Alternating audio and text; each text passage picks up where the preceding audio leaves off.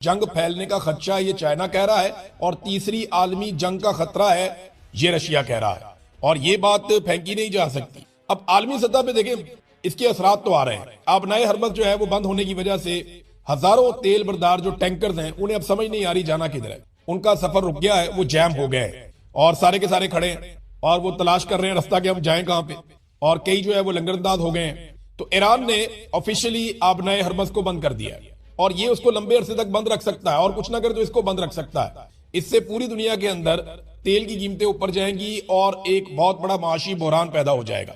Qatar ने gas की production बंद कर दी है और उसके बाद जो यूरोपियन गैस है उसकी प्राइस 45% तक बढ़ गई है। आज मैं आपको बता रहा हूं, कल ये 28% तक बढ़ी थी और अब जो खबर आई है लेटेस्ट वो ये बता रही है कि 45% तक यूरोपियन गैस की प्राइस बढ़ गई है, जो बहुत खतरनाक है और ये कोई अच्छी खबर नहीं है। अब नाज़रीन, एक और सवाल बार बार पूछा जा रहा है कि ये जो अमेरिका के 3 जेट गिरे हैं ये गिराए किसने। देखिए, ईरान ने गुज़िश्ता चंद महीनों में सरफेस से फजा में यानी जमीन से फिजा में मार करने वाले कुछ हथियारों का मुआहदा किया था, चाइना के साथ भी और रशिया के साथ भी। इन दोनों के पास ये हथियार बहुत अच्छी कैपेसिटी वाले मौजूद हैं। अब क्या ये हथियार इस्तेमाल हो रहे हैं, इसके बारे में आप अभी कुछ नहीं कह सकते क्योंकि जंग चल रही है, जंग के बाद इसका तखमीना लगाया जाएगा। लेकिन ईरान ये कहता है कि उन्होंने अमेरिकन तैयारे गिराए, लेकिन अगर कुवैत ने गलती से गिराए हैं तो गलती से एक आधा गिरता है ना, 3 तो नहीं गिर जाते। और ये जो तैयारे होते हैं या जो सिस्टम जिस मुल्क के अंदर ये चल रहा होता है वो आपस में इंटीग्रेट करते हैं कि गलती से वो गिरने भी लगता है तो वो फौरन उनको सिस्टम बताता है कि ये इसको नहीं छेड़ना आपने, ये हमारा है। तो अगर गलती से गिर जाता तो एक गिर जाता, 3 तो उन्होंने अनाउंस कर दिया, पता नहीं कितने गिरे। तो ये जो गिरे हैं, अगर ये गलती से गिरे हैं तो ये 3 नहीं गिर सकते। अब इसमें एक खबर और आई है और ये खबर ये बताती है कि कुछ जो कुवैती बैरिया के लोग हैं उनके ऊपर ऑपरेशन हुआ है और उसमें एक अहलकार जो है वो जाँ बहक भी हुआ है। अब ये क्या है, कहीं ऐसा तो नहीं है कि वहीं अंदर से किसी ने बगावत की और उन्होंने अमेरिकन तैयारों को निशाना बना दिया?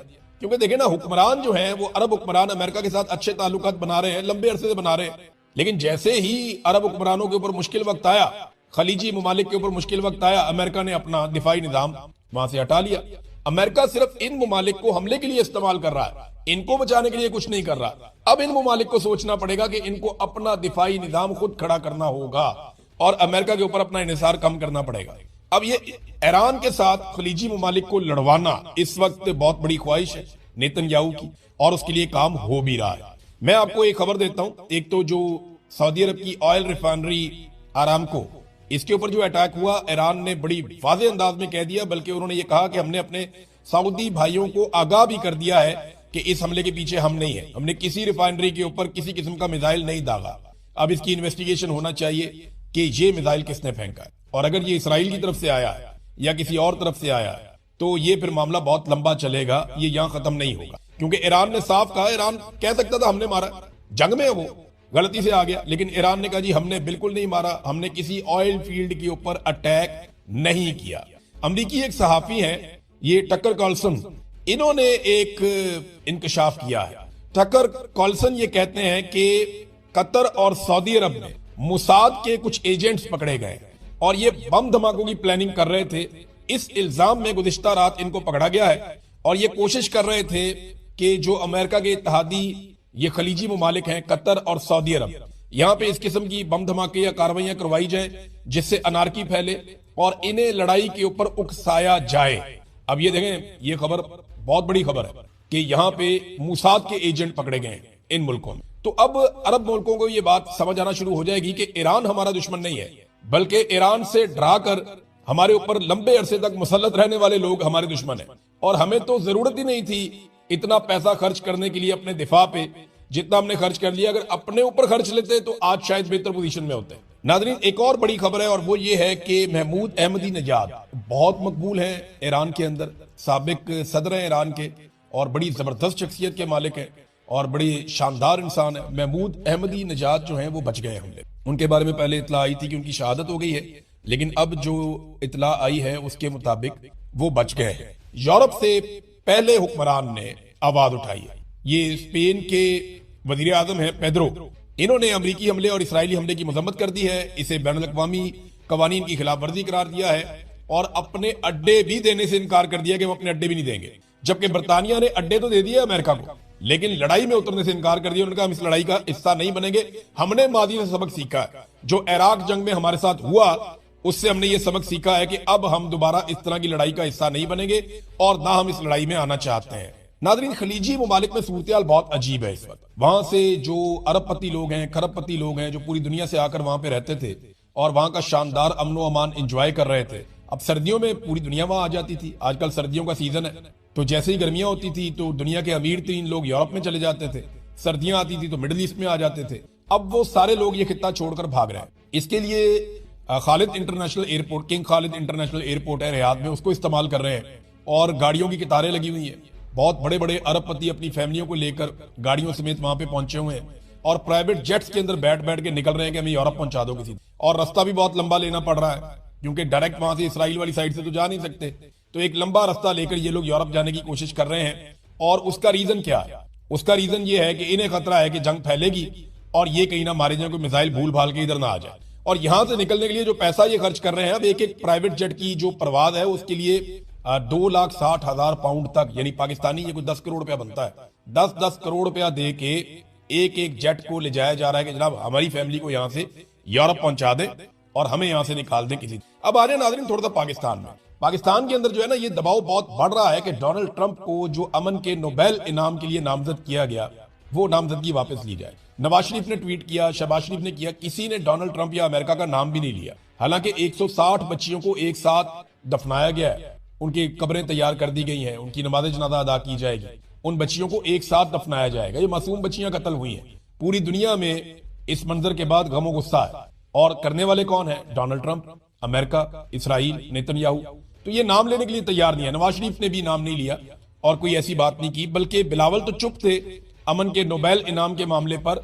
मरियम नवाज से जब ये सवाल किया गया कि आप क्या कहती हैं, शहबाज शरीफ ने डोनाल्ड ट्रंप को अमन के नोबेल इनाम के लिए नामजद किया हुआ है, तो मरियम नवाज ने हमायत कर दी, ठीक किया हुआ। शहबाज शरीफ जो करते हैं ठीक करते हैं, यानी अच्छा किया है शहबाज शरीफ ने डोनाल्ड ट्रंप को, यानी हमायत कर दी डोनाल्ड ट्रंप के अमन के नोबेल इनाम के लिए। इस वक्त मरियम नवाज ने, जिस वक्त ईरान के अंदर जो शहादतें हैं उनकी तादाद 600-700 के करीब बढ़ गई है, पाकिस्तान के अंदर 30 के करीब, 35 के करीब लोग जो हैं वो शहीद हो गए हैं और पूरे खित्ते को एक जंग की आग में लपेट दिया है। छोटे बच्चे तक जो हैं वो इसमें जंबक हो गए और ईरान के सुप्रीम लीडर आयतुल्लाह खामनाई वो भी शहीद हो गए हैं। और उसके बावजूद मरियम नवाज कह रही है नहीं, शहबाज शरीफ ने ठीक किया है डोनाल्ड ट्रंप को अमन का नोबेल इनाम देने के हवाले से। तो ये खानदान ऐसा ही है, ये नहीं सीख सकते, ये हमेशा ऐसे ही रहेंगे।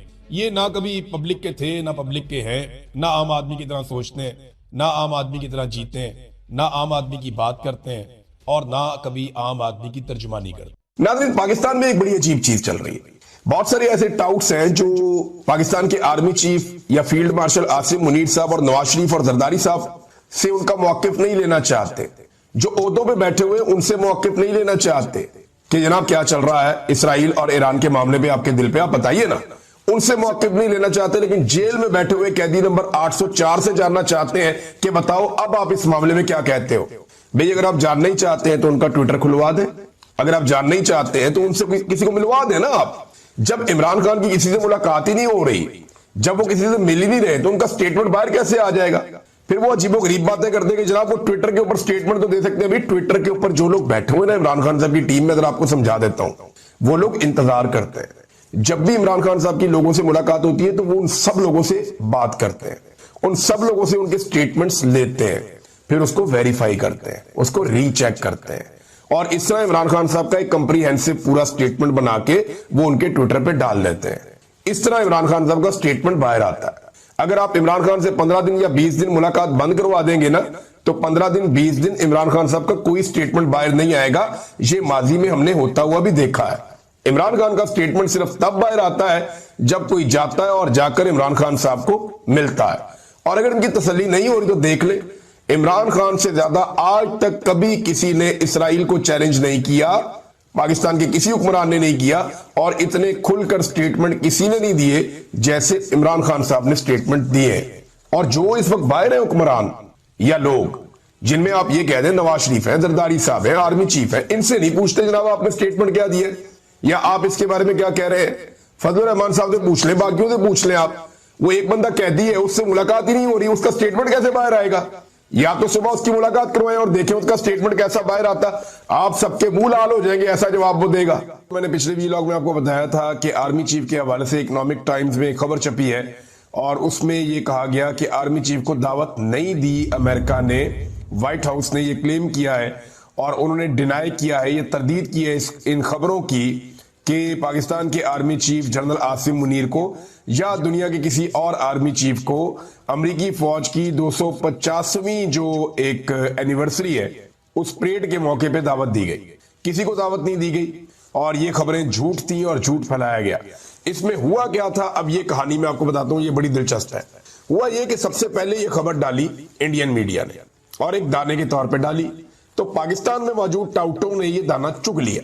जरा मैं आपको फिर बताता हूं कि इंडियन मीडिया ने ये दाना डाला और पाकिस्तान में मौजूद जो टाउट्स हैं, जो प्रोएक्टिव टाउट्स हैं या जो सुपर टाउट्स हैं, जो बहुत हर वक्त तैयारी में रहते हैं कि जूता कहीं नजर आए तो हमने पॉलिश करना है फटाफट, जो हर वक्त पॉलिश अपने मुंह पर मलकर तैयार रहते हैं कि कहीं पे जूता नजर आ जाए हमने जनाब फौरी तौर पे उसको पॉलिश करना है।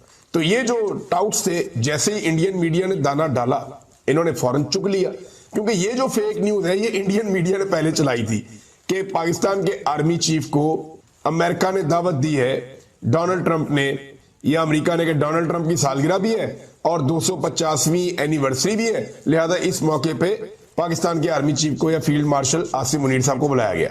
अब इसके ऊपर टाउटों ने दाना चुग लिया और उन्होंने एक के बाद एक जमीन आसमान के कलाबे मिलाना शुरू कर दी और इन्हें एस्टेब्लिशमेंट ने मना भी नहीं किया कि ये तुम क्या कर रहे हो, क्योंकि ये तो झूठी तारीफें कर रहे थे, ये तो खुशामद कर रहे थे और खुशामद तो सबको पसंद होती है।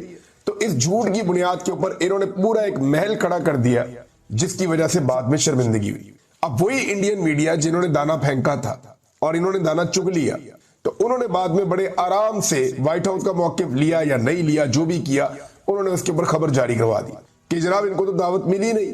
और ये क्लेम नहीं कर सकते कि दावत मिली या नहीं मिली। मैंने अपने तौर पर सोर्सेज से पता किया तो मुझे जो एस्टेब्लिशमेंट के सोर्सेज है उन्होंने बड़ा क्लियरली कहा, उन्होंने कहा मेरे कोई दावत नहीं आई थी और हमने कहीं क्लेम नहीं किया कि दावत आई थी। लेकिन मजे की बात यह है कि पाकिस्तान की जो एस्टेब्लिशमेंट है उसे चाहिए कि ये जो प्रोएक्टिव किस्म के टाउट्स हैं इनको लगाम डाले और शर्मिंदगी से बचने के लिए इन टाउट्स को ये बता दें कि जब आपको कोई व्हाट्सएप आए तो उसके ऊपर आप खबर दे दिया करें, जैसे आप हमेशा देते हैं। अपने जहन से काम लेने की कोशिश ना करें या शाह से ज्यादा शाह के वफादार बनने की कोशिश ना करें। तो हुआ यह था कि जाली खबर जो चलाई थी वो इंडियन मीडिया ने चलाई थी, उन्होंने पहले फैलाई थी बकौल जो अभी तक सोर्सेज सामने आ रहे हैं, जो चीजें सामने आ रही। लेकिन जो पाकिस्तानी टाउट्स हैं उन्होंने गेम चक के रख दी, पीएमएलएन के अकाउंट्स हो या दीगर हो। उन्होंने कहा जनाब कमाल ही हो गया भाई, आसिम मुनीर साहब के आगे बिछ गया डोनाल्ड ट्रंप, इंज हो गया तो उंज हो गया। कहानी के ऊपर कहानी, कहानी के ऊपर कहानी, ऐसी ऐसी कहानियां जमीन आसमान के कलाबे इन्होंने मिलाए कि पता नहीं क्या हो गया। भगड़े डाल दिए, गिद्दे डाल दिए, इन्होंने माये गाना शुरू कर दिए आसिम मुनीर साहब के और डोनाल्ड ट्रंप के।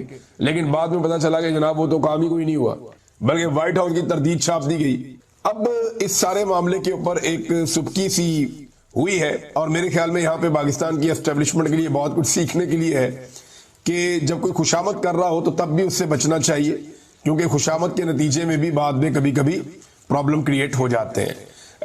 इसराइल और ईरान की तरफ जाते हैं, लेकिन पहले गंडापुर साहब की जो बारीक वारदात है इस पे पाकिस्तान तहरीक इंसाफ में काफी तशवीश पैदा हुई है। मेरी एक दो लोगों से बात हुई है, लेकिन तफसीली जो पार्टी का मौकिफ है वो मैं लेने की कोशिश करूंगा। जुबैर अली खान साहब ने इस पे खबर दी है कि जो पॉलिटिकल कमेटी है पाकिस्तान तहरीक इंसाफ की उसमें बड़ी तशवीश है और वो बहुत परेशान है गंडापुर के स्टेटमेंट्स को लेकर।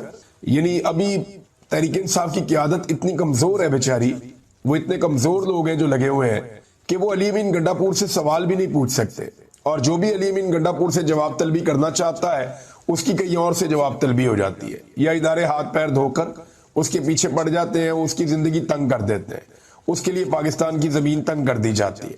अब इमरान खान साहब ने पहले 2 मरतबा देखे ना, इसको बारीक वारदात को आप समझिए। गंडापुर साहब क्या क्या रहे हैं, गंडापुर साहब ने जो अल्फाज इस्तेमाल किए हैं वो कोई अस्करियत पसंद इस्तेमाल कर सकता है, टीटीपी इस्तेमाल कर सकती है, कोई मजहबी जनूनी जमात इस्तेमाल कर सकती है, कोई ऐसी जमात जिसका कोई और मिशन हो वो इस्तेमाल कर सकती है, लेकिन पूरे पाकिस्तान के अंदर एक साथ लोगों में मकबूल जमात जो चारों सूबों की नुमाइंदगी करती है, पूरे मुल्क के अंदर उसकी नुमाइंदगी है, ऐसी जिम्मेदार जमात का कोई भी जिम्मेदार रुकन ऐसी बात नहीं कर सकता।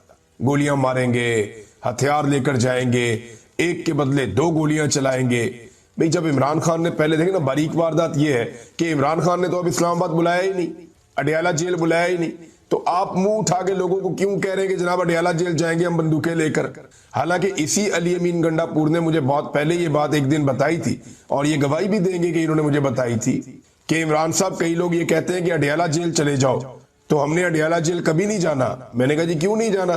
तो उन्होंने कहा इसलिए नहीं जाना कि हम अडयाला जेल जाएंगे तो इसी बहाने कोई ना कोई दंगा करवा के अंदर इमरान खान को नुकसान पहुंचा देंगे, और बाद में ये हमें कहेंगे कि तुम्हारी वजह से हो गया है, और वो मुद्दा भी हम पे डाल देगा कि जनाब हमारे साथ ऐसे लोग गए थे जिन्होंने इमरान खान को नुकसान पहुंचा दिया है।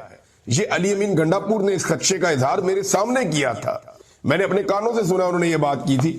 अब वो कहते हैं कि हम बंदूकें लेकर जाएंगे और अडयाला जेल जाएंगे। मुझे नहीं समझ आ रही कि वो क्या कहना चाह रहे हैं और क्या करना चाह रहे हैं। इमरान खान ने 2 मरतबा इस्लामाबाद बुलवाया था, ये हम सब जानते हैं, अच्छी तरह जानते हैं। 2 मरतबा इमरान खान ने इससे पहले कहा था कि इस्लामाबाद आ जाओ, तब अली अमीन गंडापुर साहब जो मुकर्ररा जगह रखी गई थी वहां पहुंचे नहीं, इस्लामाबाद तक आए, और वो जहां पे इमरान खान साहब ने बुलाया डी चौक, वहां ये पहुंचे नहीं। एक दफा इन्होंने पहाड़ियां क्रॉस की और एक दफा ये कारकुनों को निहत्ता गोलियां खाता हुआ छोड़ के वहां से चले गए। हालांकि इन्होंने कहा था जी मैं कुर्बानी दूंगा, सबसे पहले मैं गोली खाऊंगा, सबसे आगे मैं खड़ा होऊंगा। ऐसा कुछ नहीं किया, सिर्फ वो कहानियां ही थी। बहरहाल अब अली अमीन गंडापुर साहब जो कुछ कह रहे हैं, इस पे पाकिस्तान तहरीक इंसाफ के अंदर तशवीश पैदा हुई है। जुबैर अली खान साहब ने यह खबर दी है कि इसमें जो पॉलिटिकल कमेटी है पीटीआई की, वो भी बहुत हैरान है कि ये क्या कर रहे हैं। इमरान खान ने तो कहा कि पूरा मुल्क बंद करना है, जो जो जहां मौजूद है वो वहां पे बंद करेगा, बड़ी बड़ी शाहराहों को, पूरे मुल्क को जाम करना है आपने आने वाले वक्त में। इमरान खान की हिकमत अमली कुछ और है। जब इमरान खान कहते हैं इस्लामाबाद आओ, ये इस्लामाबाद नहीं जाना चाहते। जब इमरान खान कहते हैं इस्लामाबाद नहीं आना, तो ये कहते हैं अब मैं इस्लामाबाद जाऊंगा, और वो भी बंदूकें लेकर जाऊंगा।